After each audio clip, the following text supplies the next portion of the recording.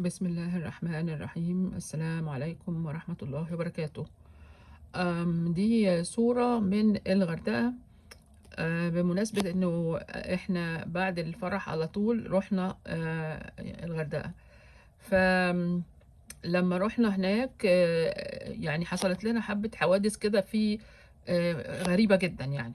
فعلا يعني أولا الطيارة فاتتنا، واحنا عشان نروح كنا قاعدين في هيلتون النيل، وبعدين الطيارة فاتتنا.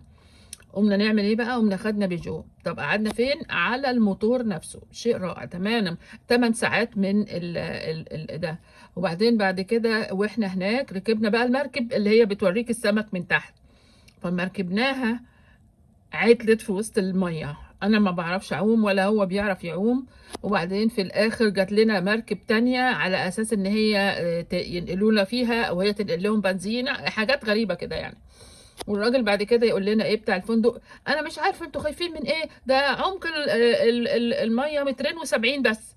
يا راجل، انا شخصيا طولي 160 واللي معايا مش هيكمل مترين.